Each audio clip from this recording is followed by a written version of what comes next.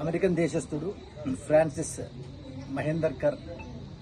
ఇతను మనకు Indian overseas citizenship ఉంది. నాకు ఒక 5 సంవత్సరాల క్రితం ఇదే పుట్టపర్తికి చెందినటువంటి రత్నాకరం సత్యనారాయణ రాజు ఈ అబ్బాయి అతనికి పరిచయం ఏర్పడడం, దానికి సంబంధించి ఆయన ఏదో రియల్ ఎస్టేట్ వ్యాపారాలు చేసుకోవాలా ఈ తరహాలో అనేటువంటి యొక్క దీంతో అతని యొక్క వీక్నెస్ను గమనించి ఈ యొక్క రత్నాకరం రాజు అతని ఆధార్ కార్డు లేదు కాబట్టి దాంతో తను కూడా లాభ పొందొచ్చనే ఉద్దేశంతో మొదటగా నాకు డబ్బు ఇస్తే నేను ఈ యొక్క రియల్ ఎస్టేట్ వ్యాపారం నేను చేస్తాను, వాటికి సంబంధించి వాటిని నేను రిజిస్టర్ చేయించుకొని మళ్ళీ నీకు రిజిస్టర్ చేస్తాను అని చెప్పడం. ఈ యొక్క అతను విదేశీయుడు తనకు డబ్బులు దాదాపు 8.3 కోట్ల బ్యాంక్ ట్రాన్సాక్షన్స్ చేయడం జరిగింది. దీంట్లో దాని తర్వాత ఈ యొక్క రత్నాకర రాజు కంటిన్యూషన్ ఈ యొక్క రిలేషన్షిప్లో తాను నమ్మకంతో ఇంకా ఒక 2.5 కోటి క్రికెట్ బెట్టింగ్ల కోసం, అదేవిధంగా 2 కోట్ల రూపాయలు షేర్స్లో పెట్టడం కూడా జరిగింది. ఏమండి ఎప్పుడు చేశారండి? చేసాము. నేను నుంచి ఇన్వెస్టిగేషన్ స్టార్ట్ అయింది కదా, అదే అరెస్ట్ అయింది కదా, ఆయన సమక్షంలో చేసినాం. మీ కస్టడీలో ఉన్నప్పుడే ఇంటి నుంచి డాక్యుమెంట్స్ మీ పోలీసు వాళ్ళు పంపించి డాక్యుమెంట్స్ తీసుకొచ్చారు. వాళ్ళ ఇంట్లో నుంచే డాక్యుమెంట్స్ తీసుకురావడం తెచ్చి మాకు హ్యాండ్ ఓవర్ చేయడం జరిగింది.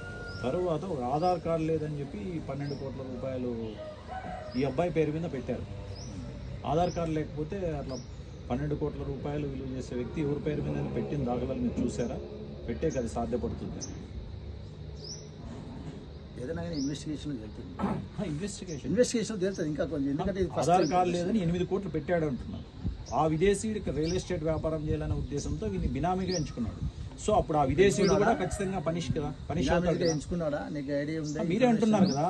నేనమ్మటిగా ఆల్రెడీ చెప్తున్నాడు తను, అంతే.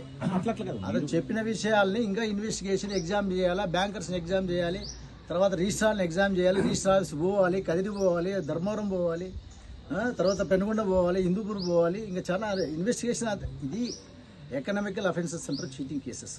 వీటిని ఆల్ ఆఫ్ సడన్ టోటల్గా ఇతను అది రికార్డెడ్గా మనం నిరూపించుకోవాలి. ఇప్పుడు అబ్బాయి పైన చీట్ చేసింటే చీటింగ్ కేసు నమోదు చేసి కోర్టుకు సరెండర్ చేయడం మంచి పద్ధతే. అయినా మీరు వచ్చేసి అనధికారంగా 9 రోజులు మీ దగ్గర పెట్టి పరిస్థితి లేదు బాబా, చేయలేదు సార్. ఇప్పుడు ఎన్ని ఎకరాలు డాక్యుమెంట్స్ ఒరిజినల్గా తన దగ్గర ఉన్నాయి. ఇంకా రిమైనింగ్ డాక్యుమెంట్స్ మనం తెప్పించుకోవాలి రిజిస్టర్ ఆఫీస్. మీ దగ్గర ఎన్ని డాక్యుమెంట్స్ ఉన్నాయి? మీ దగ్గర ఎన్ని డాక్యుమెంట్స్? నేను టోటల్గా ఆల్మోస్ట్ ఇప్పుడు 14 డాక్యుమెంట్స్ చేయడం జరిగింది. మీ దగ్గర ఉన్నాయి డాక్యుమెంట్స్, కాపీస్ ఉన్నాయి. అయితే ఖచ్చితంగా విశాఖపట్నం సబ్ రిజిస్టర్ ఆఫీస్లోనే 8 నుంచి 9 రిజిస్ట్రేషన్ జరిగినాయని చెప్తున్నాను. వాడిని వెరిఫై చేయాలి, ఇంకా తెప్పించుకోవాలి కదా. కస్టడీలో ఉన్న వ్యక్తి పోయి రిజిస్ట్రేషన్ ఎలా చేశాడు? కస్టడీలో లేరు కదా, మా కస్టడీ నిన్న ఈవినింగ్ 4:30 నుంచి ఉన్నారు మా దగ్గర. ఇక మళ్ళీ దీంట్లో ఏముంది చెప్పండి? 4:30 నుంచి నిన్న సాయంకాలం 4:30 నుంచి మా కస్టడీలో ఉన్నాడు. రాగు బాబు, సీఎం అనేది లేదండి. ఓకే, నిరాధారం. థ్యాంక్ యూ అలా.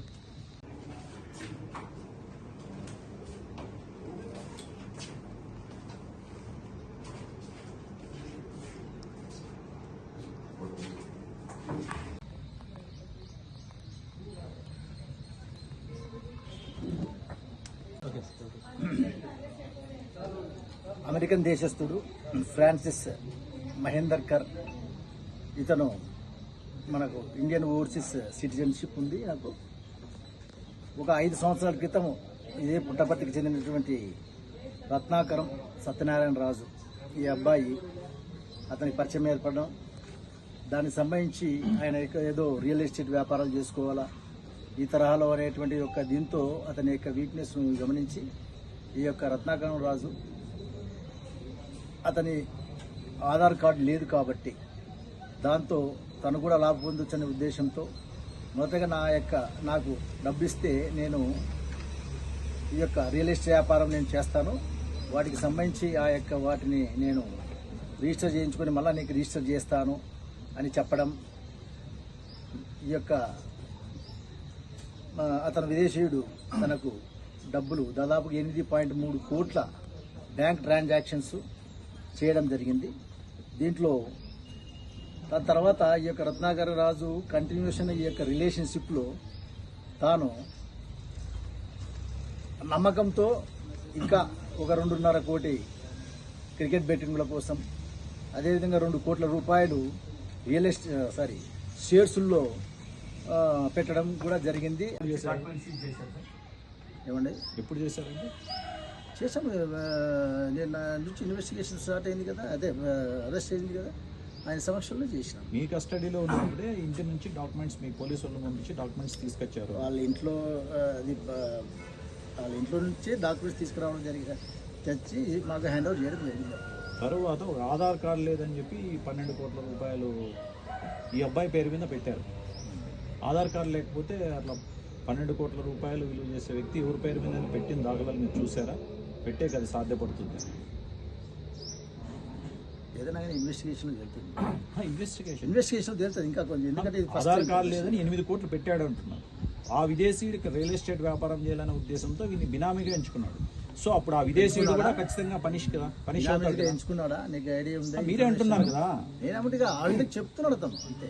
అట్లా కదా అతను చెప్పిన విషయాల్ని ఇంకా ఇన్వెస్టిగేషన్ ఎగ్జామ్ చేయాలా, బ్యాంకర్స్ని ఎగ్జామ్ చేయాలి, తర్వాత రిజిస్ట్రార్ని ఎగ్జామ్ చేయాలి, రిజిస్ట్రార్స్ పోవాలి, కదిరి పోవాలి, ధర్మవరం పోవాలి, తర్వాత పెనుగొండ పోవాలి, హిందూపూర్ పోవాలి, ఇంకా చాలా ఇన్వెస్టిగేషన్. ఇది ఎకనామికల్ అఫెన్సెస్ అంటారు, చీటింగ్ కేసెస్. వీటిని ఆల్ ఆఫ్ సడన్ టోటల్గా ఇతను అది రికార్డెడ్గా మనం నిరూపించుకోవాలి. ఇప్పుడు అబ్బాయి పైన చీట్ చేసింటే చీటింగ్ కేసు నమోదు చేసి కోర్టుకు సరెండర్ చేయడం మంచి పద్ధతే. అయినా మీరు వచ్చేసి అనధికారంగా 9 రోజులు మీ దగ్గర ఆ పరిస్థితి లేదు బాబా, చేయలేదు. సరే, ఇప్పుడు ఎన్ని ఎకరాలు డాక్యుమెంట్స్ ఒరిజినల్గా తన దగ్గర ఉన్నాయి. ఇంకా రిమైనింగ్ డాక్యుమెంట్స్ మనం తెప్పించుకోవాలి రిజిస్టర్ ఆఫీస్. మీ దగ్గర ఎన్ని డాక్యుమెంట్స్ ఉన్నాయి? మీ దగ్గర ఎన్ని నేను డాక్యుమెంట్స్? టోటల్గా ఆల్మోస్ట్ ఇప్పుడు 14 డాక్యుమెంట్స్ చేయడం జరిగింది. మీ దగ్గర ఉన్నాయి డాక్యుమెంట్స్, కాపీస్ ఉన్నాయి. అయితే ఖచ్చితంగా విశాఖపట్నం సబ్ రిజిస్టర్ ఆఫీస్లోనే 8 నుంచి 9 రిజిస్ట్రేషన్ జరిగినాయని చెప్తున్నారు. వాడిని వెరిఫై చేయాలి, ఇంకా తెప్పించుకోవాలి కదా. మీ కస్టడీలో ఉన్న వ్యక్తి పోయి రిజిస్ట్రేషన్ ఎలా మా చేశాడు? కస్టడీలో లేరు కదా, మా కస్టడీ నిన్న ఈవినింగ్ 4:30 నుంచి ఉన్నారు మా దగ్గర. ఇక మళ్ళీ దీంట్లో ఏముంది చెప్పండి. 4:30 నుంచి నిన్న సాయంకాలం 4:30 నుంచి మా కస్టడీలో ఉన్నాడు. రాగు బాబు, సీఎం అనేది లేదండి. ఓకే, నిరాధారం. Thank you.